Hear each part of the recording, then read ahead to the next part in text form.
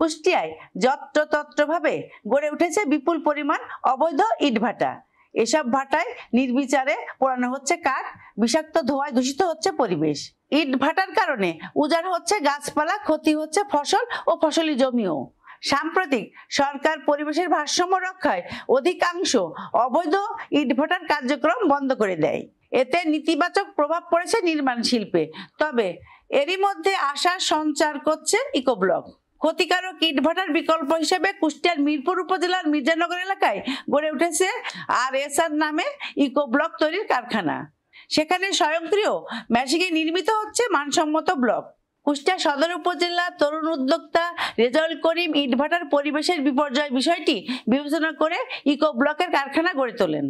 এতে পরিবেশ বিপর্যয়ের হাত থেকে পরিত্রাণের পাশাপাশি টেকসই আবাসন গড়ে উঠবে। আমি দীর্ঘদিন দুবাইতে ছিলাম। তো দুবাইতে তো আসলে এই ইটই ব্যবহার হয়। দুবাইতে তো আপনার ওই পোড়ামাটির ওদের ওই ভাটার ইটগুলো ওরা আসলে পরিবেশের ক্ষতি করে যে জিনিসগুলো, ওই জিনিসগুলো ওরা ব্যবহার করে না।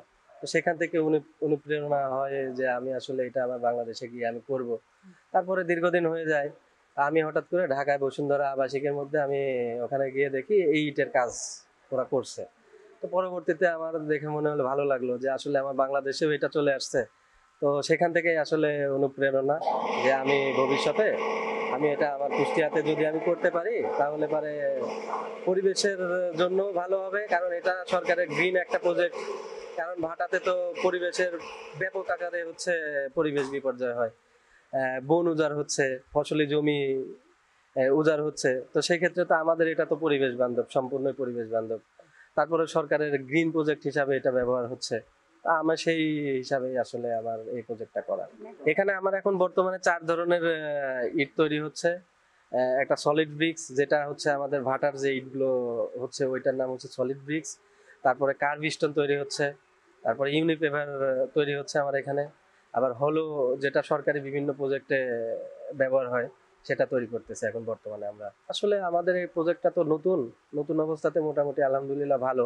বেশ আমাদের আশেপাশে বেশ কয়েক জায়গায় আমরা দিয়েছি, তো তারা ফিডব্যাক ভালো দিচ্ছে আলহামদুলিল্লাহ। আমার তো আসলে পরিবেশ নিয়ে আমার অনেক মানে চিন্তা ভাবনা যে আমি যেন পরিবেশের জন্য কিছু করতে পারি, দেশের জন্য কিছু করতে পারি। সরকারের কাছে আমার একটাই চাওয়া, আমাদের মতো তরুণ উদ্যোক্তা যারা আছে এই বিভিন্ন সরকারি প্রজেক্ট নিয়ে যারা কাজ করে তাদের পাশে যেন সরকার থাকে, এতটুকুই আমার চাওয়া। আসলে সবার আগে দেশ, এই দেশটাকে যদি ভালোবাসা যায় অনেক ছোট ছোট কাজ করেও কিন্তু দেশকে ভালোবাসা যায়।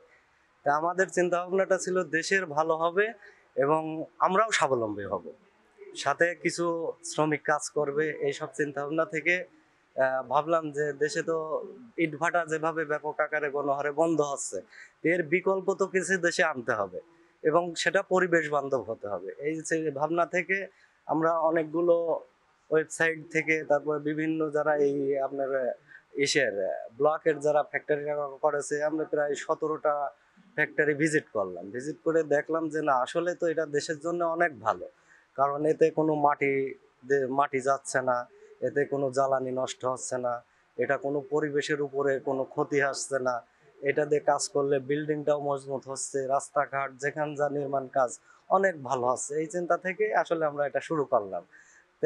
শুরু করার পরে প্রথমে হয়তো অনেকেই বলছে এটা চলবে না, এটা হবে না, এটা করছো তোমরা, বোকামো করছো। আসলে যখন আমরা প্রথম সেলটা করলাম, সেখান থেকে ফিডব্যাক পাওয়ার পরে এখন আলহামদুলিল্লাহ অনেক ভালো লাগছে এবং এই জিনিসটা দিয়ে আমি প্রথম আমার মার ঘরটা কমপ্লিট করেছি। গতানুগতিক যে ইট, এই ইটটাতে কিন্তু জমির উপরিতক প্রতিদিনই আপনার এই যে মাটিটা কেটে নিয়ে যাচ্ছে, এ থেকে জমির উর্বরতা কমে যাচ্ছে। যেখানে আপনার 20 মণ ধান হওয়ার কথা সেখানে 7 মণ 8 মণ হচ্ছে।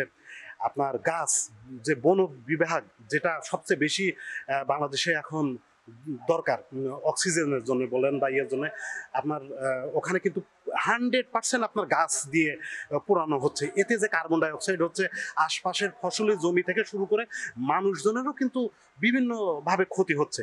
এই থেকে সরকারেরও কিন্তু এর উপরে একটা দৃষ্টিভঙ্গি আছে, যেন মানুষ আসে, আস্তে আস্তে ভালোর দিকে আসে। আসলে আমরা তো বাঙালি আসতে চায় না, বা ভালো খারাপের এটা গতানুগতিক চলতেছে, ওইটাই তো ভালো, এই দরকার কি? আসলে ভালোটা তো বুঝতে হবে, আমরা বোঝানোর জন্য মানুষের কাছে যাচ্ছি কেন এই ইট ভালো। আপনি দেখেন আমাদের ম্যাটেরিয়াল সম্পর্কে দেখছেন, উৎকৃষ্ট মানের, সর্বোৎকৃষ্ট মানের যে ম্যাটেরিয়াল ইউজ করতেছি, একটাও কিন্তু পরিবেশের ক্ষতি করে আসতেছে না। যেমন পাথরটা কিন্তু আমরা প্রকৃতি থেকে পাচ্ছি, ইন্ডিয়া থেকে, বিভিন্ন দেশ থেকে, ভুটান থেকে, নেপাল থেকে আসতেছে আমরা সেটা, এবং দেশীয় কিছু পাথর যেমন নদী থেকেই আলটিমেটলি আমাদের দেশীয় নদীতে গড়ে চলে আসে। এইটা বালুটা আমরা উৎকৃষ্ট মানে বালু, আবার আমাদের কুষ্টিয়ার বালু অনেক ভালো, এই বালুটা ইউজ করতেছি।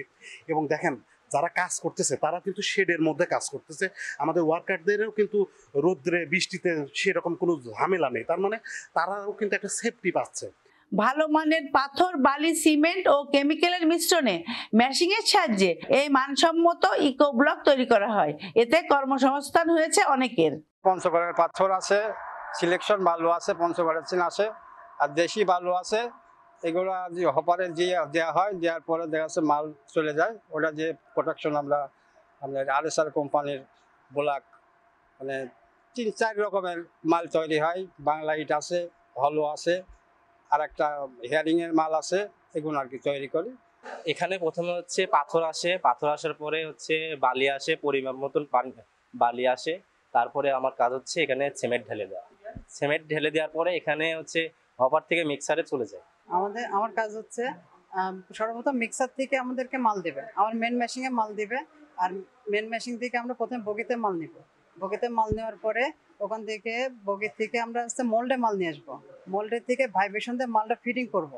মালটা ফিটিং করার পরে ওখানে প্রেস দিয়ে প্রেশার দিয়ে ওখানে ভাইব্রেশন দেবো। ভাইব্রেশন দিয়ে মালটা যখন পুরো স্টিল হয়ে যাবে তখন কাছে আমরা ওইটা মালটা বের করে নিয়ে আসবো। মালটা তখন বের করে নিয়ে আসলে তখন ওটা একদম কমপ্লিট ইট হয়ে বের হয়ে আসবে। আমরা সারাদিনে 8 ঘন্টা থেকে 15 থেকে 16,000 সলিড ব্রিক্স বের করতে পারি। ইটভাটার ভয়াবহ পরিবেশ বিপর্যয়ের কারণ উল্লেখ করে ইকো ব্লকের ব্যবহারকে ইতিবাচক হিসেবে মনে করছেন এই পরিবেশ বিশ্লেষক।